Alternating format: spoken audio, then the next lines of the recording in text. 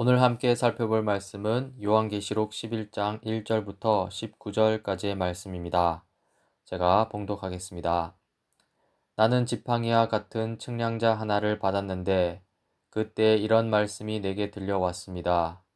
일어서서 하나님의 성전과 제단을 측량하고 성전에서 예배하는 사람들을 세어라.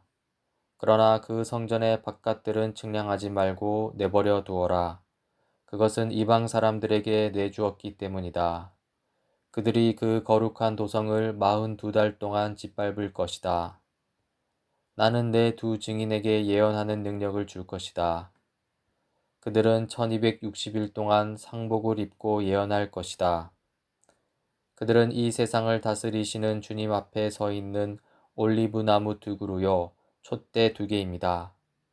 그들을 해하려고 하는 사람이 있으면 그들의 입에서 불이 나와서 그 원수들을 삼켜버릴 것입니다. 그들을 해하려고 하는 사람은 누구나 이와 같이 죽임을 당하고 말 것입니다. 그들은 자기들이 예언 활동을 하는 동안에 하늘을 닫아 비가 내리지 못하게 할 수 있는 권세를 가지고 있습니다. 또 물을 피로 변하게 하는 권세와 그들이 원하는 대로 몇 번이든 어떤 재앙이로든지 땅을 칠 수 있는 권세를 가지고 있습니다. 그러나 그들이 증언을 마칠 때에 아비소스에서 올라오는 짐승이 그들과 싸워서 이기고 그들을 죽일 것입니다. 그리고 그들의 시체는 그 큰 도시의 넓은 거리에 내버리게 될 것입니다. 그 도시는 영적으로 소돔 또는 이집트라고도 하는데 곧 그들의 주님이 십자가에 달리신 곳입니다.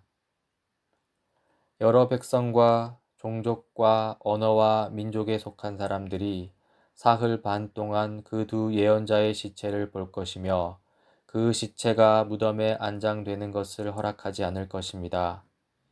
그리고 땅 위에 사는 사람들이 그 시체를 두고 기뻐하고 즐거워하고 서로 선물을 보낼 것입니다.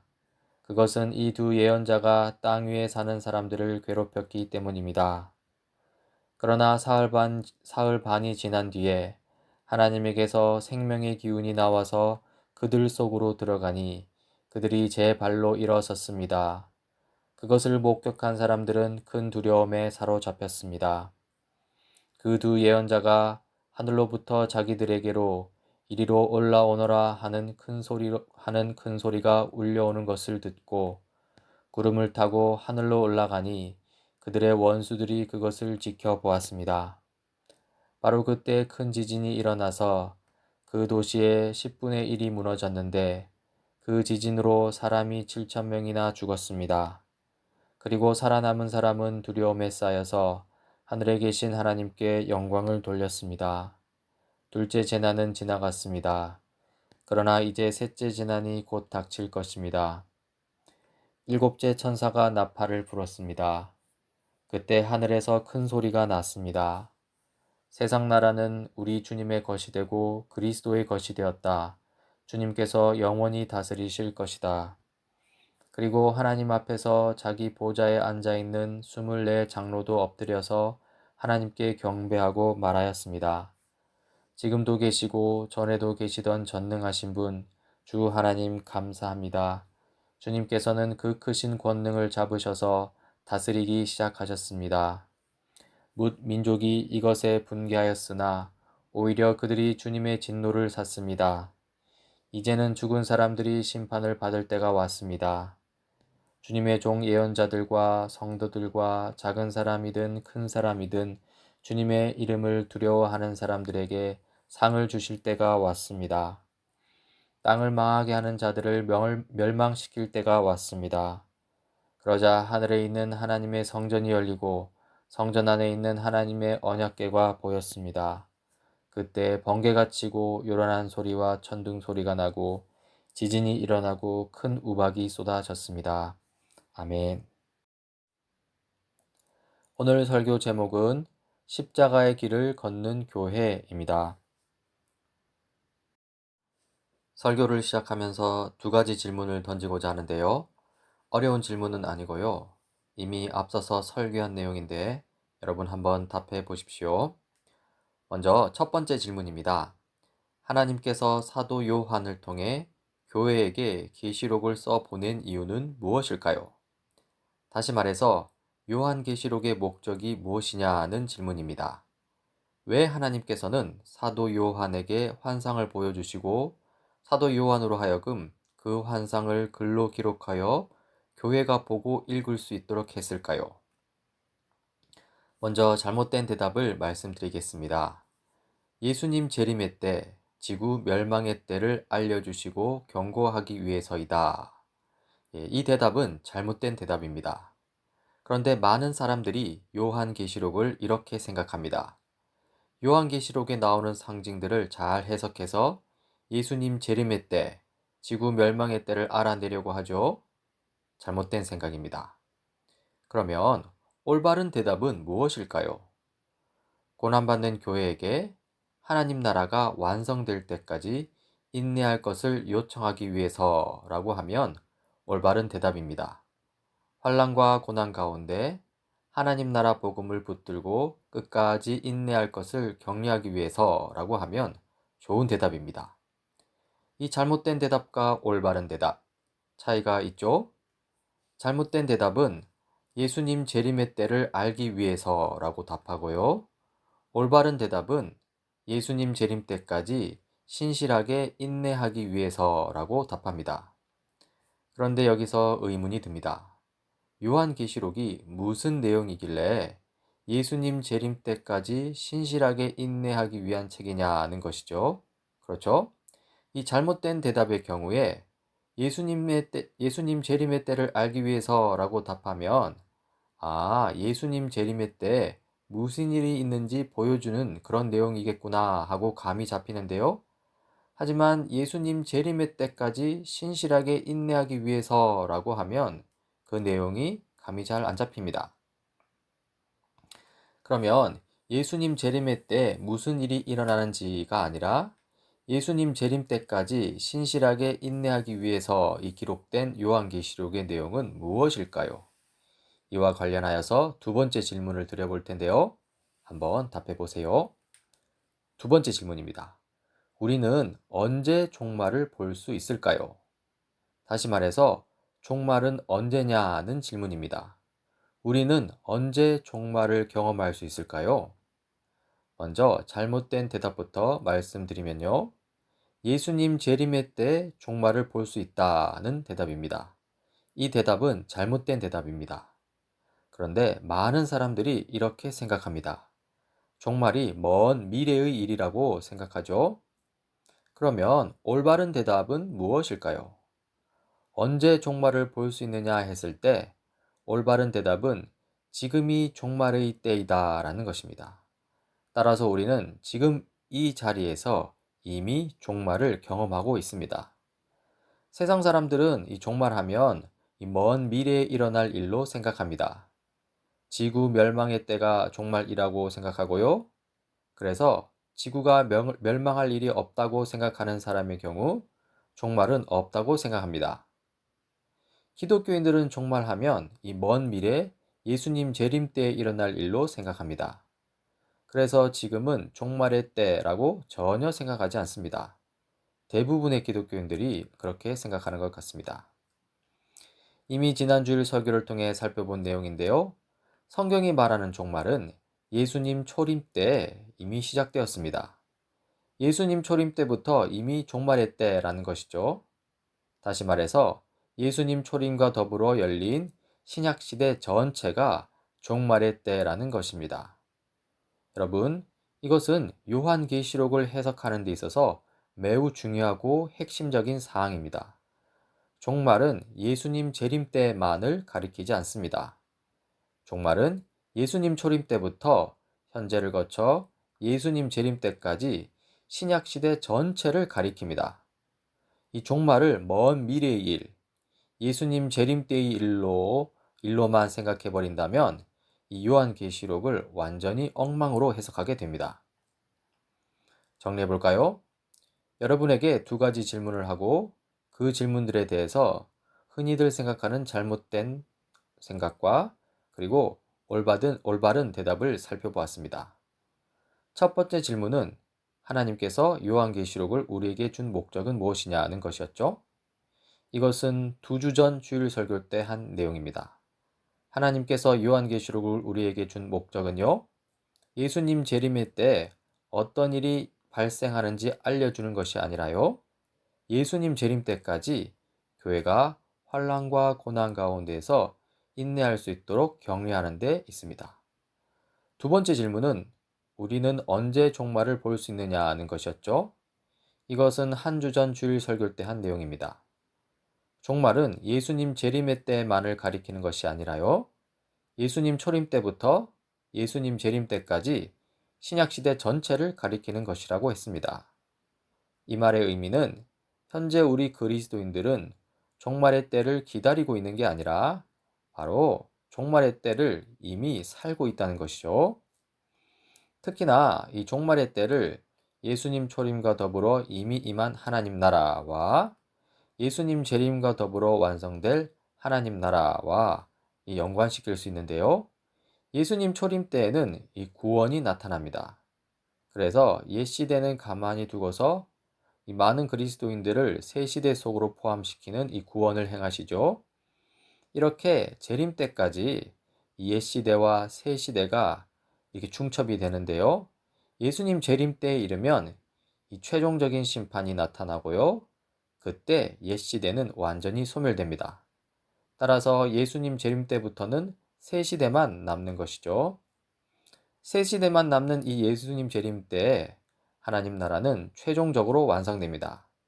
하지만 옛 시대와 새 시대가 중첩되어 있는 시기, 즉 예수님 초림과 예수님 재림 사이에서는 옛 시대와 새 시대가 서로 싸우는데요. 우리는 이것을 영적 전쟁이라고 부를 수 있습니다. 하나님 나라의 새 시대와 사탄 나라의 옛 시대가 서로 싸우는 것이죠.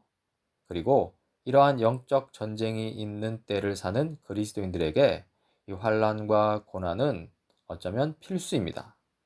그리스도인이 새 시대 백성으로서 옛 시대에 발을 딛고 산다는 것은 영적 전쟁과 그에 따른 고난과 고통이 있다는 것이죠. 이제 이 두 질문에 대한 대답을 종합해 보면요, 다음과 같습니다.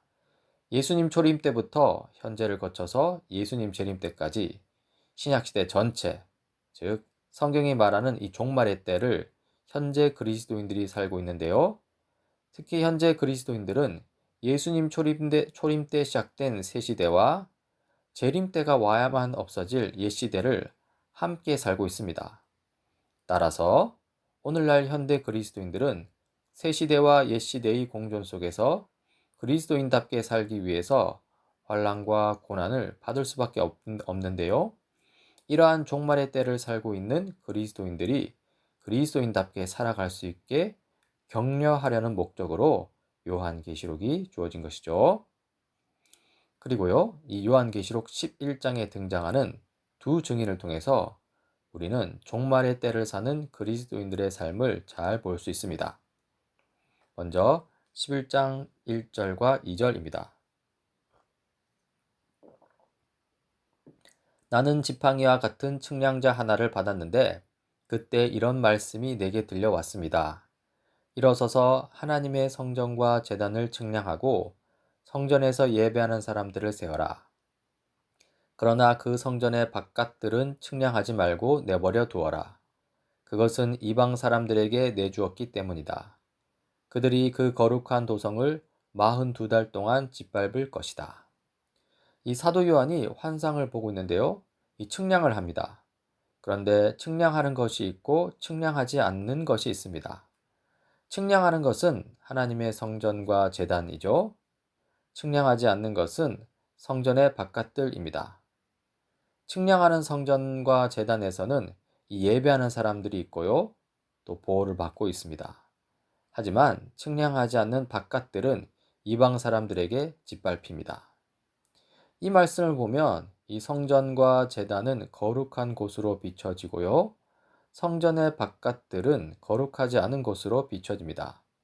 그러나 보십시오. 2절 말미에 보면 그 거룩한 도성이 42달 동안 짓밟힌다고 나오는데요.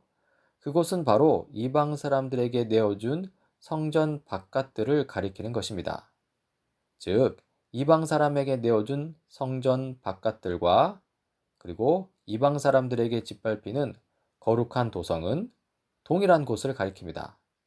따라서 성전 바깥들은 거룩한 도성이고요. 곧 성전에 포함된 것입니다. 그러니까 측량하는 성전과 제단뿐만 아니라 측량하지 않는 성전의 바깥들도 사실상 성전이라는 것이죠. 그리고 이 전체 성전은 바로 오늘날 교회 공동체를 의미합니다. 그런데 성전 제단에 있는 사람도 교회 공동체에 속한 사람이고 성전 바깥들에 있는 사람도 교회 공동체에 속한 사람이라면 이 둘의 차이는 무엇이냐 하는 질문이 나오죠. 이것은 두 부류의 사람들로 구분하는 것이 아니라요. 이 교회 공동체에 속한 사람들이 처한 두 가지 상황을 가리키는 것입니다. 바깥들은 세상으로부터 핍박받는 상황을 보여주고요. 성전과 제단은 하나님의 보호를 받는 상황을 보여주는 것이죠. 즉, 교회 공동체는 외부적으로는 세상의 핍박에 의해 고통을 받을 수 있습니다. 그러나 내부적으로는 하나님의 보호하심 아래에 굳건히 존재해 나간다는 것이죠. 이 1절과 2절에서 또 주목해야 할 부분은 성전의 바깥들이 42개월 동안 짓밟혔다고 나옵니다. 여기서 42개월은 연수로 따지자면 3년 반인데요.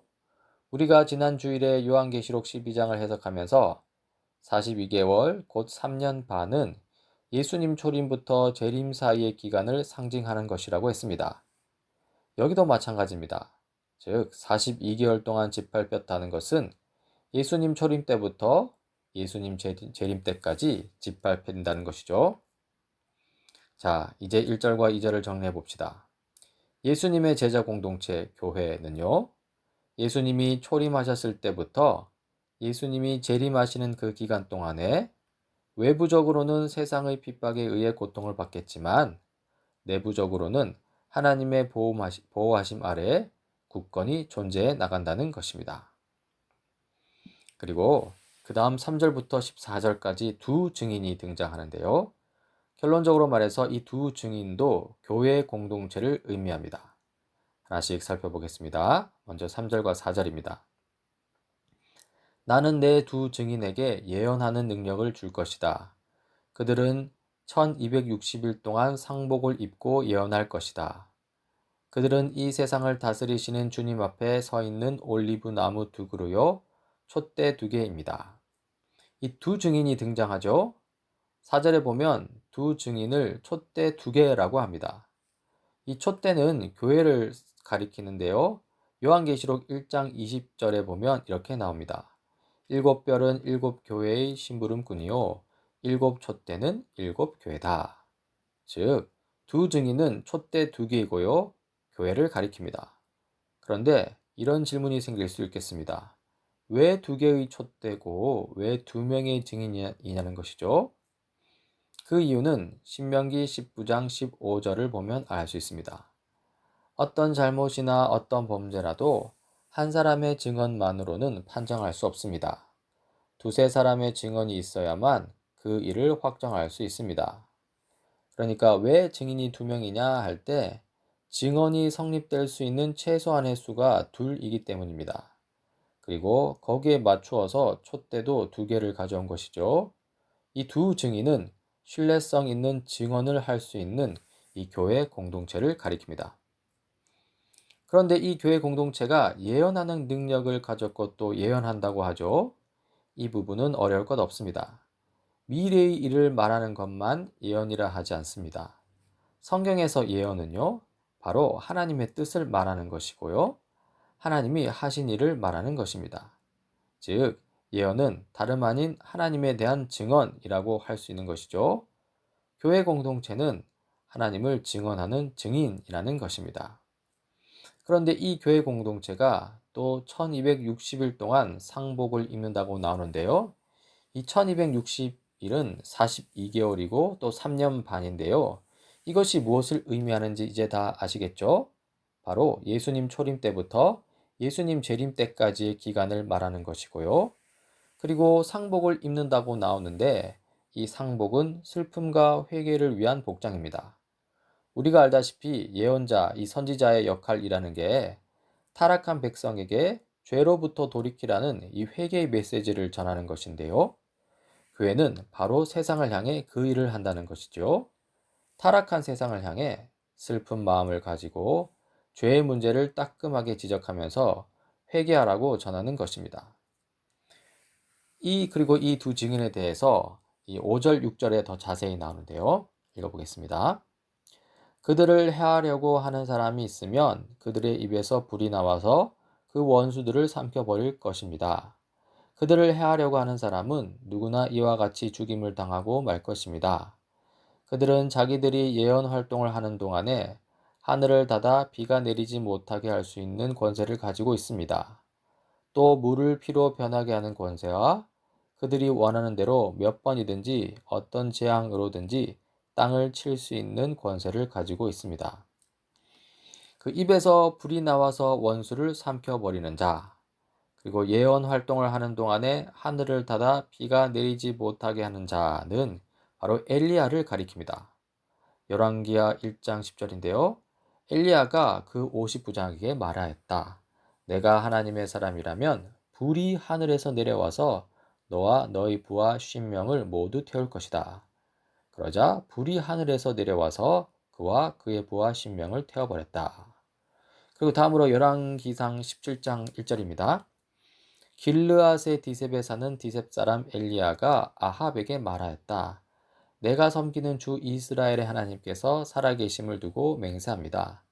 내가 다시 입을 열기까지 앞으로 몇 해 동안은 비는커녕 이슬 한 방울도 내리지 않을 것입니다. 그렇죠? 이것은 엘리야를 가리킵니다. 한편 물을 피로 변하게 하는 권세, 재앙으로 땅을 몇 번이나 칠 수 있는 권세를 가진 자는 바로 모세를 가리킵니다. 모세가 이집트 탈출 당시 이집트 땅에 10가지 재앙을 내린 것은 아주 유명한 사실입니다. 모세와 엘리야는 이 각각 구약을 대표하는 선지자들입니다. 실로 예수님께서 변화산에서 영광스러운 모습을 취하실 때 그때 등장한 인물들이 바로 모세와 엘리야입니다. 마태복음 17장 2절 3절입니다. 제자들이 보는 앞에서 예수의 모습이 변하였다. 그의 얼굴은 해와 같이 빛나고 옷은 빛과 같이 희게 되었다. 그리고 모세와 엘리야가 그들에게 나타나더니 예수와 더불어 말을 나누었다. 이 모세와 엘리야는 대표적이고 상징적인 인물들이고요. 이 인물들의 예언 사역을 오늘날 교회 공동체가 이어받는 것이죠. 교회는 슬픔과 회개의 상복을 입고서 주님 오신 날부터 주님 다시 오실 날까지 하나님을 증언하는 예언의 사역을 감당하는 것입니다. 그런데요, 이 두 증인, 교회 공동체가 모델로 삼고 있는 이 모세와 엘리야에게는 강력한 대적자들이 있었습니다. 이 모세의 경우 이집트의 바로 왕이 대적자였고요. 엘리야의 경우 북이스라엘의 압 왕이 대적자였죠. 모세와 엘리야는 대적자들과 싸워야 했고요. 그것은 오늘날 교회도 마찬가지입니다. 교회는 타락한 세상, 죄와 탐욕에 빠진 이 시대 정신과 싸워야 합니다. 그리고 그러한 영적 전쟁이 계시록 11장 7절부터 13절까지 나타납니다. 먼저 7절 8절입니다. 그들이 증언을 마칠 때 아비소스에서 올라오는 짐승이 그들과 싸워서 이기고 그들을 죽일 것입니다. 그리고 그들의 시체는 그 큰 도시의 넓은 거리에 내버리게 될 것입니다. 그 도시는 영적으로 소돔 또는 이집트라고도 하는데 곧 그들의 주님이 십자가에 달리신 곳입니다. 이 모세와 엘리야로 대표되는 증인들, 이 교회 공동체가 하나님을 증언할 때 아비소스, 이 무저갱에서 짐승들이 올라온다고 합니다. 여기서 짐승은 이 사탄의 세력을 가리키는 것이죠. 그런데 이 짐승들이 증인들을 죽인다고 나옵니다. 그리고 증인들의 시체는 큰 도시에 아무렇게나 내버려지는데요. 그 도시는 영적으로 소돔 또는 이집트라고 합니다. 이 소돔과 이집트는 아주 타락한 도시를 가리키는 것이고요. 그리고 그 도시는 주님이 십자가에 달리신 도시, 곧 갈보리산의 예루살렘을 가리키는 것이죠. 예수님을 십자가에 못 박을 만큼 타락한 예루살렘을 가리키는 것입니다.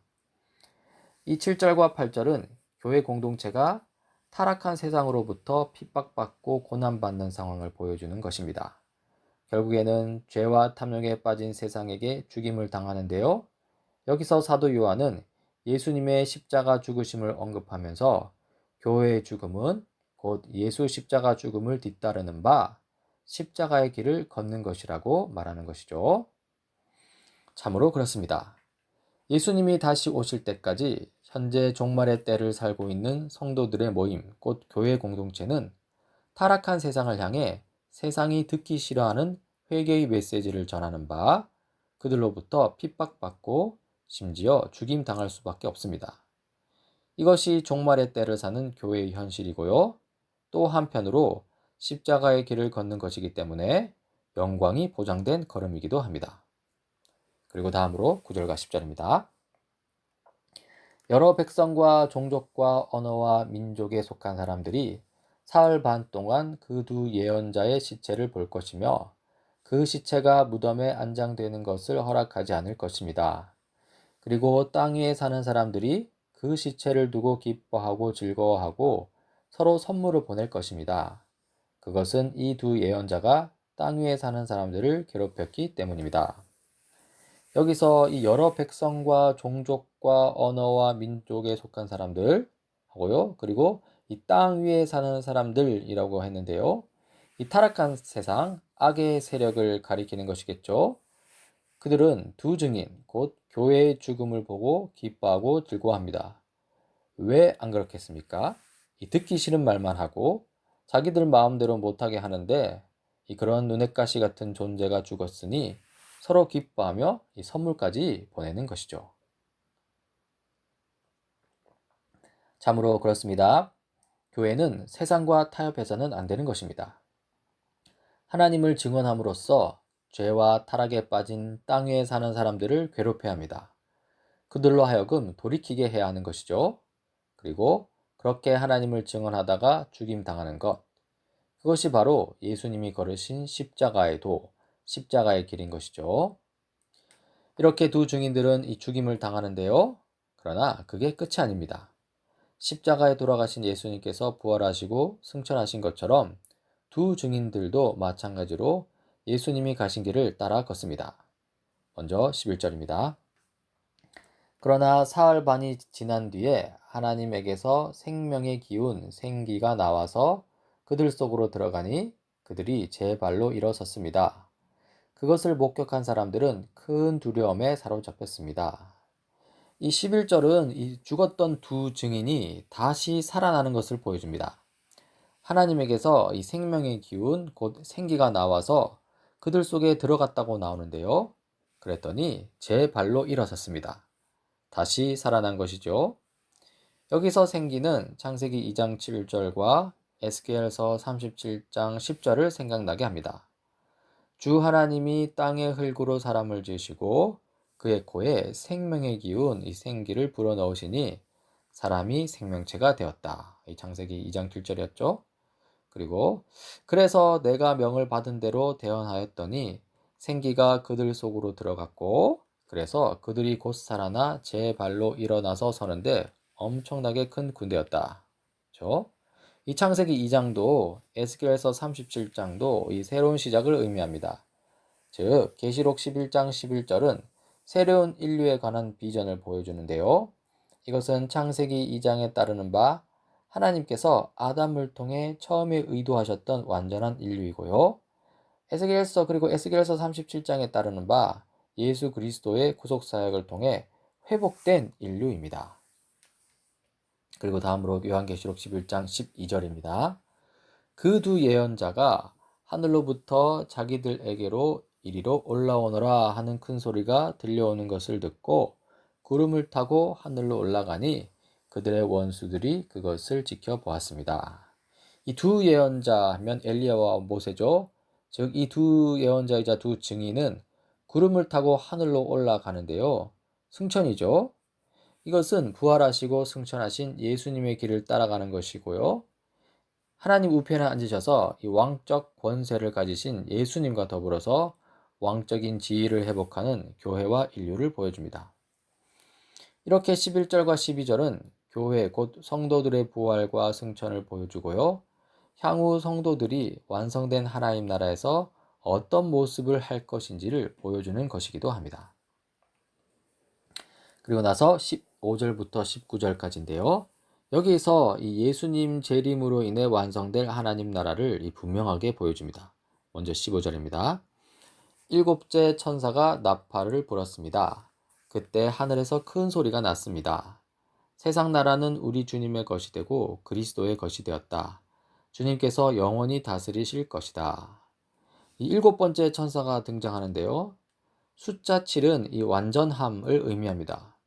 결국 예수님 재림의 때 하나님 나라 완성의 때가 이르렀다는 것을 암시하는데요.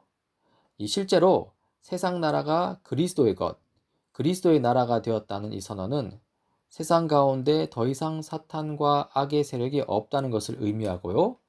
이것은 세상이 완전한 하나님 나라가 되었다는 의미입니다.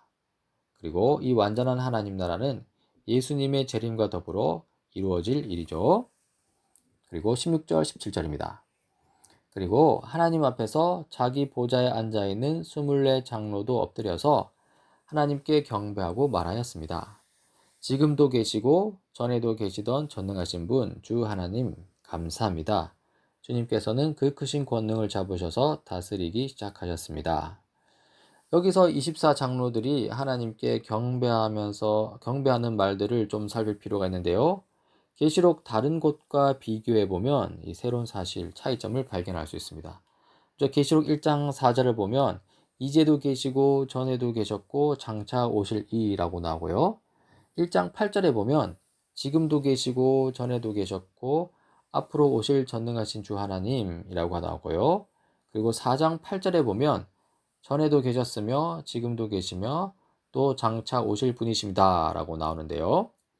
여러분, 오늘 살피고 있는 11장 17절과의 차이를 발견하셨습니까? 계시록 11장에는 지금도 계시고 전에도 계셨던 분까지만 나오고요. 앞으로 장차 오실 분이라는 언급이 없습니다.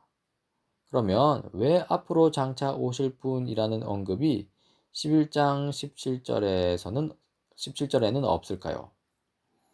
그 이유는 앞으로 장차 오실 분이 이미 그 당시 이미 오셨기 때문에 그렇습니다. 즉 예수님께서 이미 재림하셨기 때문에 더 이상 앞으로 장차 오실 분이라고 묘사할 수 없다는 것이죠.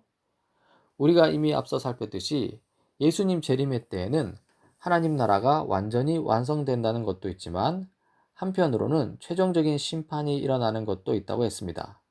그것이 18절에 잘 나타나는데요. 한번 읽어보겠습니다. 뭇 민족이 이것에 분개하였으나 오히려 그들이 주님의 진노를 샀습니다. 이제는 죽은 사람들이 심판을 받을 때가 왔습니다. 주님의 종 예언자들과 성도들과 작은 사람이든 큰 사람이든 주님 이름을 두려워하는 사람들에게 상을 주실 때가 왔습니다. 땅을 망하게 하는 자들을 멸망시킬 때가 왔습니다. 이 18절에서 심판을 이야기하고 멸망을 이야기하는데요. 이것은 예수님 재림의 때 이루어질 일입니다. 예수님 재림의 때까지 이 하나님을 끝까지 거부하고 교회를 끝까지 핍박한 원수들은요. 결국 심판받고 멸망당하고 말 것입니다. 지금까지 요한계시록 11장을 통해서 교회를 향한 하나님의 뜻이 무엇인지 살펴보았습니다. 하나님은 요한계시록을 통해서 우리가 예수님 재림의 때만을 찾아가지고 거기서 앞날을 미리 대비한다는 등의 그런 것을 원하지 않으십니다. 특히 예수님 재림의 때를 종말로 규정하는 것에 대해서 그것은 하나님 당신의 뜻이 아니라고 하십니다. 하나님은 예수님 초림 때부터 예수님 재림 때까지 전체 신약 시대가 바로 종말의 때임을 알려주셨고요. 그리고 요한계시록을 통해서 종말의 때를 살아가는 오늘날 우리 교회가 예언자로서의 사명, 증인으로서의 사명을 잘 감당하길 원하십니다. 이 예수님 초림과 재림 사이 옛시대와 새시대가 중첩되는 오늘날 이때에 하나님은 교회가 핍박받고 고난받고 핍박받고 때로는 죽임당할 것을 아셨습니다. 그러나 하나님은 교회가 핍박받고 고난받고 죽임당할 때 교회를 홀로 두시지 않으셨습니다. 오히려 교회가 걷는 이 길이 이미 예수님께서 십자가를 통해 걸으셨던 길임을 알려주셨고요. 그렇게 알려주심으로써 예수님께서 우리 교회와 함께 하신다는 것을 보여주셨습니다. 물론 하나님께서는 이 교회를 영원히 핍박과 고난, 죽음 가운데 두시지 않습니다.